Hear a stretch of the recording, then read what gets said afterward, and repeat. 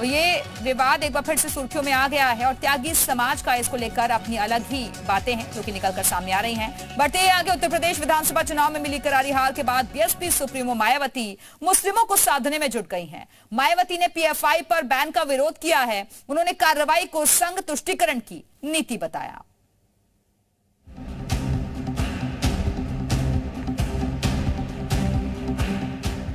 मायावती ने पीएफआई पर हुई कार्रवाई को लेकर शुक्रवार को एक के बाद एक 2 ट्वीट किए और इन ट्वीट के जरिए बसपा सुप्रीमो ने पीएफआई बैन का विरोध किया।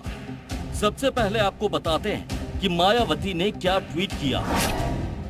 केंद्र द्वारा पीएफआई पर देश भर में कई प्रकार से टारगेट करके अंततः अब विधानसभा चुनाव से पहले उसे उसके 8 सहयोगी संगठनों के साथ प्रतिबंध लगा दिया गया। उसे राजनीतिक स्वार्थ और संघ तुष्टीकरण की नीति मानकर यहाँ लोगों में संतोष कम, बेचैनी ज्यादा है। इस ट्वीट के बाद अगले ही ट्वीट में मायावती ने लिखा है, यही कारण है कि विपक्षी पार्टियां सरकार की नीयत में खोट मानकर इस मुद्दे पर भी आक्रोशित और हमलावर है और आरएसएस पर भी बैन लगाने की मांग खुलेआम हो रही। अगर पीएफआई देश की आंतरिक सुरक्षा के लिए खतरा है तो उस जैसे अन्य संगठनों पर भी बैन क्यों नहीं लगना चाहिए। सिर्फ मायावती नहीं, लालू प्रसाद यादव ने इससे पहले राष्ट्रीय स्वयंसेवक संघ पर बैन लगाने की मांग की थी।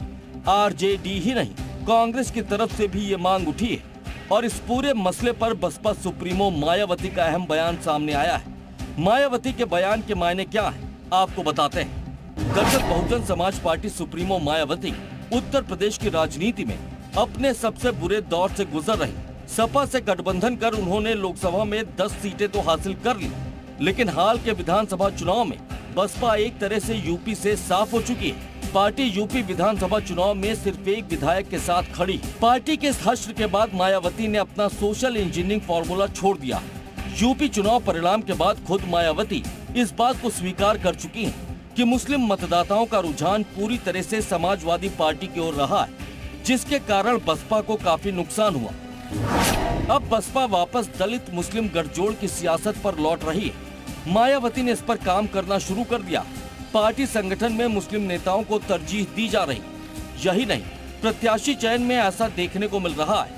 हाल ही में हुए लोकसभा उपचुनाव में रामपुर की सीट से बसपा का प्रत्याशी नहीं उतारना इसी रणनीति का हिस्सा माना गया।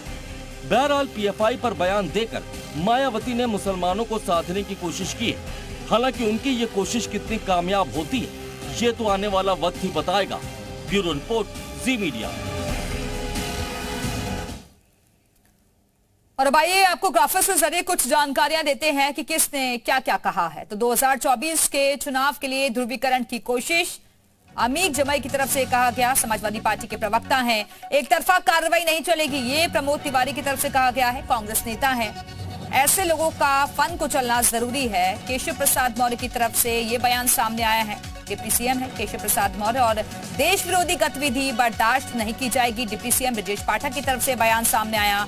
दक्षिणपंथी संगठनों पर बैन क्यों नहीं, ये सवाल उठाया है असदुद्दीन ओवैसी ने, जो कि अध्यक्ष हैं AIMIM के। आरएसएस जैसे संगठन पर बैन क्यों नहीं, ये सवाल पूछा है लालू प्रसाद यादव ने, जो कि पूर्व सीएम है बिहार के। तो अलग अलग पार्टी और अलग अलग रिएक्शन भी इसको लेकर सामने आ रहे हैं।